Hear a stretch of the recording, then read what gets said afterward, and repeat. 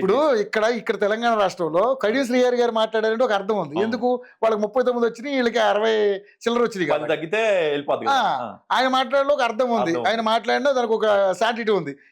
A hope తో మాట్లాడతారు వీళ్ళు అసలు? అదే చెప్పండి, ఒక ఫాల్స్ హుడ్ వీళ్ళకి ఒక బేస్ ఫౌండేషన్ అనేది ప్రజాసేవ ఫౌండేషన్ కాదు, అది అధికార యంత్రాంగం, కుటిల బుద్ధి ఫౌండేషన్, థాట్ ప్రాసెస్ లో ఒక రకమైన రాంగ్ డిఎన్ఏ చేసిన టీమ్స్. అందుకే మీరు చూడండి, వాళ్ళలో మంత్రులు అయ్యే వాళ్ళు కూడా ఎప్పుడు అతివాదు, అతిగా మాట్లాడతారు, పని కనపడదు. నువ్వు పని చేసేవాడు రిజల్ట్ చూపించాలా, అది చూపించరు. ఇట్లాంటి చిల్లర ఎగ్జాంపుల్ లేదు, 2019 ఎలక్షన్స్ ముందు కమ్మోళ్ళు ఎక్కువ ఉన్నారని చెప్పి కంప్లైంట్ ఇవ్వడం, డీవియేషన్ ఆఫ్ ఎలా డివైడ్ చేస్తారు, అందరు కమ్మోళ్ళని పెట్టేసారంటే ఆ టైంలో తెలియకుండా జనసేనలో కూడా చాలా మంది నెగిటివ్ అలా ఫాలో చేయడం. ఆ టైంలో కరెక్ట్ గా పవన్ కళ్యాణ్ గారికి ఓటేసే వాళ్ళందరూ మెల్లిగా వెళ్ళి వైఎస్ఆర్సీపీకి ఓటేయడం. ఆ హెవీ ఆ డిఫరెన్స్ ఎలా వచ్చింది. అలాగే జనసేన మేము ఒక 6 to 7% తగ్గించడం ఓటు, మేము 7% మాకు వచ్చింది, అది తగ్గినట్టే కదా. ఇప్పుడు టీడీపీలో అలయన్స్ అయిన పక్క వచ్చినప్పుడు టీడీపీ ఓటే ఇటు వచ్చింది, బట్ వైఎస్ఆర్ వెళ్ళాల్సిన ఓటు, ప్రభుత్వ వ్యతిరేక ఓటు మెల్లిగా ఇటు వెళ్ళిపోతుంది, ఇటు రాలా. ఆ డీవియేషన్ లో అతను 150 వచ్చినాయి. ఆ వాపుని ఆయన బల్బ్ అనుకున్న టైంలో విత్తల విడితాను విర్ర వీగిపోయి 150 మహా అయితే నెక్స్ట్ టైం 100 వస్తాయి, 90 కదా రావాల్సింది, వస్తాయని విర్ర వీగితనం. ఇదే మైండ్ సెట్ లో వాళ్ళ మైండ్ సెట్ అదే ఉంది కూడా. దాని తగ్గట్టు వాళ్ళు ఫస్ట్ నుంచి ప్లాన్ చేసుకుంటా చాలా మీడియా ఛానల్ ఇన్వెస్ట్మెంట్ పెట్టి మామూలుగా కాదు ఎక్వైరీ చేసుకుంటా. సాక్షి టీవీలో అయితే అనకూడదు కానీ డప్పులు కొట్టండి, జాతరలు చేయండి, ఓ అమ్మ మామూలు ప్రమోషన్. టీవీ అనేది ఓన్ అండి, మామూలుగా వేరే దాంట్లో కూడా తర్వాత కూడా మనకు అర్థమైంది ఏంటంటే మీడియా మేనేజ్మెంట్ చేస్తే చాలు మనం ఎప్పుడు పవర్ లో ఉంటాం అనేది ఒకటి లాజిక్ అర్థం చేసుకొని చాలా టీవీ ఛానల్ డబ్బులు పే చేయడం. నాకు పర్సనల్ తెలుసు, బీయింగ్ చాట్ అకౌంటెంట్ నాకు తెలుసు, అవన్నీ మనం పెట్టకూడదు, ఇట్స్ నాట్ గుడ్ ఫర్. కానీ ఇక్కడ ప్రాబ్లం ఏంటంటే, సరే ఇప్పుడు వాళ్ళు అలా మాట్లాడారు, వీళ్ళలో ఏదో ఏదో ఏదో ప్రాపగండా చేయడానికి మాట్లాడారు, కానీ వీళ్ళ మధ్య సమన్వయం ఏ విధంగా ఉన్నదని ఏమైనా క్లారిటీ ఉందా లోకేష్ గారి మధ్య కానీ? ఎందుకంటే మామూలుగా ఒక మనం మాట్లాడదాం, అసలు అంతకుముందు డిప్యూటీ సీఎం అంటే ఏదో ఉన్నారులే, ఇప్పుడు అంత విగ్రహం ఇప్పుడు మన అంత ముందు ప్రభుత్వంలో 5-6 డిప్యూటీ సీఎంలు, 3 డిప్యూటీ సీఎంలు ఉండేవాళ్ళు. పవన్ కళ్యాణ్ గారు అసలు డిప్యూటీ సీఎం అంటే ఆ పదవికి వాడిని తీసుకొచ్చిన వ్యక్తి కదా, ఎలా అనిపిస్తుంది మీకు?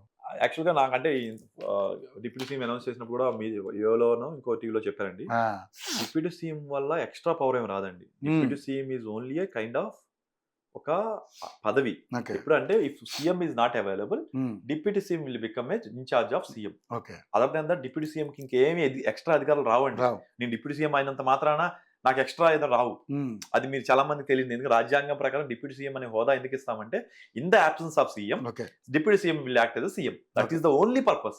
బట్ చంద్రబాబు గారు ఎప్పుడు ఉన్నారే, ఆయన ఉన్నప్పుడల్లా సీఎంఏ, ఆయన లేనప్పుడు మాత్రమే deputy CM will act as CM for signing or any emergency, అంతే, ఇంకేం లేదు సార్. సో ఈ రోజు డేట్ వరకు ఆయన లేదు. కాకపోతే ఈయన ఉన్న పవర్ వల్ల డిప్యూటీ సీఎం అనే దానికి పదవికి ఇవన్నీ వచ్చి రావడం వల్ల దానికి వాల్యూ పెరిగింది. బట్ అదర్వైజ్ అధికారాలు ఏం లేవండి. ఆయనకు ఉండే ప్రస్తుతం ఉండే ఆ హడావడి చుట్టుపక్కల ఉండే సపోర్ట్ అంతా కూడా because of ministry, not because of deputy CM. Deputy CM అయినందువల్ల నాకు ఇచ్చిన, కానీ వాడుకలో మాత్రం డిప్యూటీ సీఎం అంటున్నారు తప్ప మినిస్ట్రీ వల్ల, యాక్చువల్ గా మినిస్ట్రీ వల్ల వచ్చింది. సో డిప్యూటీ సీఎం వల్ల ఇంపార్టెంట్ అంత ఏం లేదు. ఎందుకంటే ఇంత ముందు 3 ఉన్నారు, పేర్లు చెప్పండి మీరు. వైఎస్ఆర్సీపీలో 3 ఉన్నారు. ఎగ్జాక్ట్లీ మీడియాలో ఉన్న మీకే పేర్లు గుర్తులేవు. అంతకుముందు టీడీపీలో కూడా 3 పేర్లు ఇచ్చారు, అది కనీసం ఎంతో కొంత గుర్తున్నాయి. కాపులకు ఒకటి, బీసీలకు ఒకటి, ఉమెన్ ఒక కామన్ చేశారు అప్పుడు 2014 to 19. తర్వాత వీళ్ళు ఒక 3 ఉమెన్ ఒకలామని శ్రీకాకుళం విజయనగరం వైజాగ్ జిల్లాలో ఆయన ఒకరిని చేశారు. కొంతమంది ఉన్నారు పేర్లు నోట్లో అర్థం. ఇప్పుడు వాళ్ళందరూ ఇప్పుడు వీళ్ళందరూ చిల్లరగా అనవసరమైన దీన్ని రాద్దామని చేస్తున్న ప్రతి ఒక్కరికి కూడా బోత్ సైడ్స్ నేను చెప్తున్నాను కదా, జనసేన పర్సన్ గా మా జనసేనలో చిల్లర వ్యాఖ్యలు చేసి వీళ్ళందరూ మీరు గమనించండి, చంద్రబాబు గారు పవన్ కళ్యాణ్ గారి యొక్క కోఆర్డినేషన్ గమనించండి. వాళ్ళు మంచిగా ఉన్నారు. రైట్ నో కావాల్సింది ఈయనకి పదవి, చంద్రబాబు గారిని దింపడం, లేదా చంద్రబాబు గారు సీఎం గా పెట్టడం, లోకేష్ గారు సీఎం చేయడం కాదు. ఒక 2019లో హుద్దుద్ లాంటి ఒక కైండ్ ఆఫ్ తుఫాన్ లాంటి డిస్ట్రక్షన్ వైఎస్ఆర్సీపీలో వచ్చి రాష్ట్రాన్ని అతలాకుతలం చేసింది. మీకు తెలియకుండా కింద లెవెల్లో సిస్టమ్స్ అన్ని కలిచేసింది. ప్రజల యొక్క మనశ్శాంతి కరువు చేసింది. మనశ్శాంతి ఎస్పెషల్లీ పీపుల్ 2024లో పీపుల్ ఓటెడ్ ఫర్ ఎగనెస్ట్ అని కంటే, ఓటెడ్ ఫర్ కూటమి కంటే కూడా నా అనాలిసిస్ ప్రకారం ఎగనెస్ట్ కి ఎక్కువ మంది ఓటేశారు. గెలుపుకు ఎక్కువగా దోహదపడిన అంశాల్లో ఎగనెస్ట్. అలాంటి దాన్ని నువ్వేం చేయాలి, మళ్ళీ వచ్చి 10 లక్షల కోట్ల అప్పులు అండి. నేను టీవీలో చెప్తుంటే నవ్వే వాళ్ళు వైఎస్ఆర్సీపీ వాళ్ళు. డిబేట్ లో మాట్లాడుతుంటే 10 లక్షల కోట్ల ఈ ఊరు నేను నాటకం చెబుతున్నా. ఈ రోజు ఏం మాట్లాడుతున్నారు? లెక్కలు కనపట్లేదు వైట్ పేపర్ లో. 11,20,000 కోట్లు ఇంక్లూడింగ్ కార్పొరేషన్స్. ఏమైంది అంటే మళ్ళీ తీసుకొచ్చి టీడీపీ చేయలేదా? అది టీడీపీ హయాంలో 3.5 లక్షల కోట్లు, కార్పొరేషన్స్ అన్ని కలిపిన 50,000 కోట్లు, 4 లక్షల కోట్లు. మీరు విచ్చలవిడితనం ఖర్చు పెట్టడానికి వీళ్ళ సంవత్సరంలో మామూలు కాదు నాయన. 6 లక్షల కోట్లు చేశారు. పాత 4 లక్షల కోట్లు, వీళ్ళు ఎక్స్ట్రా 6 లక్షల కోట్లు చేశారు. 4 లక్షలు ఈజ్ తెలంగాణ ఆంధ్ర విడిపోయినప్పుడు 1 లక్ష కోట్లు వచ్చింది. అది కాకుండా 5 సంవత్సరాల్లో 3 లక్షల కోట్లు చేస్తే వీళ్ళు 4 సంవత్సరాల్లోనే 6 లక్షల కోట్లు చేశారు. ఏంట్రా అంటే కరోనా అంటారు. ఏదో ఒకటి అంటే చేతగానమ్మ డొంకబట్టి ఆడినట్టు ఏదో అదే ఏ వంకాలని డొంకబట్టి ఆడినట్టు కరోనా మీ పాత ఏదో చెప్తారు. నువ్వు దిగిపోయడానికి నువ్వు ఎందుకు చేయవు? మనం కంపెనీ పెట్టినట్టే కదా, ఒక సంస్థ పెట్టినట్టే కదా. దాని ప్రాపర్ డేటా అంటే ఎప్పటికప్పుడు శాలరీ పే చేయడానికి కావాల్సినంత ఉండాలా, అడ్మినిస్ట్రేషన్ చేయడానికి డబ్బులు ఉండాలా. ఊరిని అప్పులు తీసుకొచ్చి చూసుకుంటే కాదు కదా అడ్మినిస్ట్రేషన్ అంటే. ఇప్పుడు కంపెనీస్ తెచ్చి వాళ్ళ ద్వారా జిఎస్టీ వచ్చేదాన్ని బట్టో, రెవెన్యూ మోడల్ బట్టో, ఎకనామిక్ యాక్టివిటీ బట్టో పెంచాలి. ఇవన్నీ మాట్లాడరు.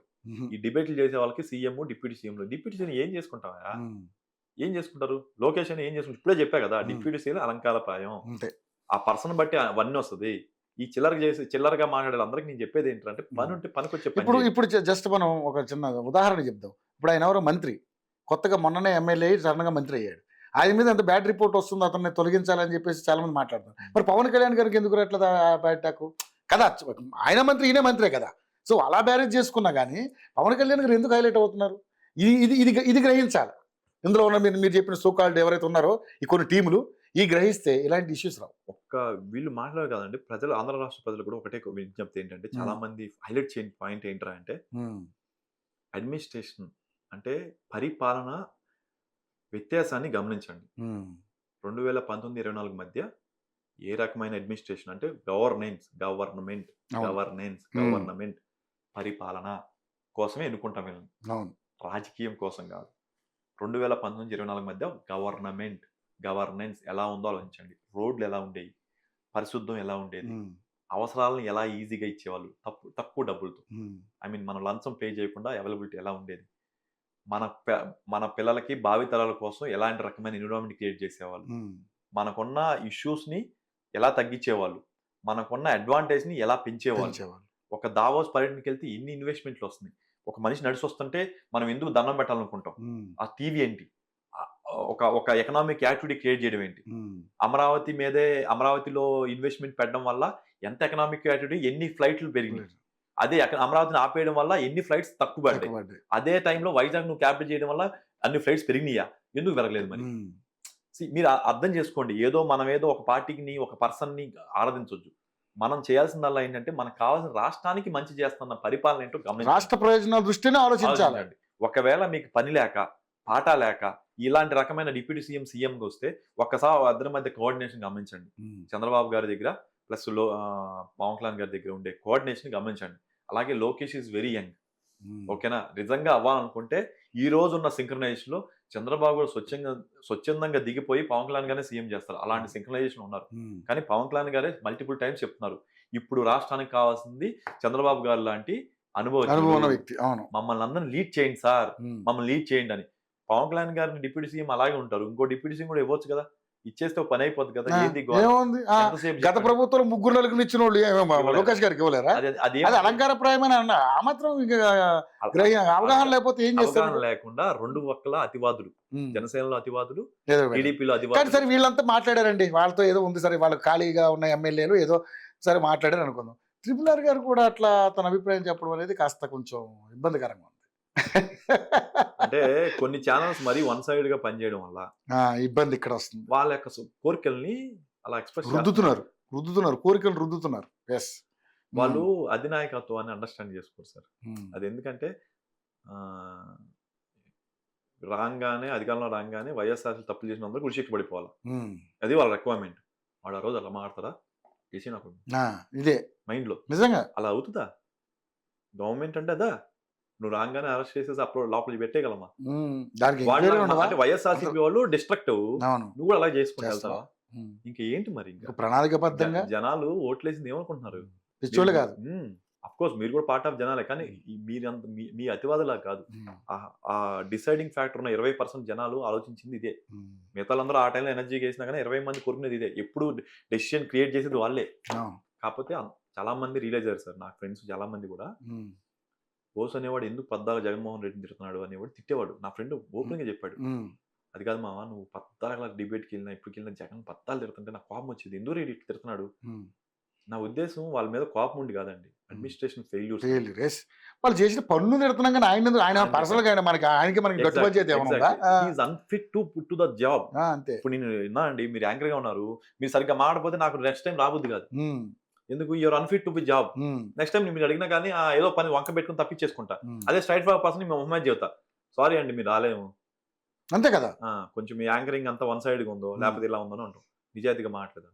అదే జరిగింది ప్రజల్లో. ఇతను మన కరెక్ట్ పరిపాలన కాదని. మా దురదృష్టం అంటే 5 సంవత్సరాలు భరించాలి తప్పదు. దానివల్ల ఈసారి మీరు అందరూ బేరే చేసుకుని చక్కగా కృష్ణార్జునలా వెళ్తున్నారు. పవన్ కళ్యాణ్ గారికి ఆ మాత్రం తెలియక ఉండదండి, ఆయనకు తెలుసు.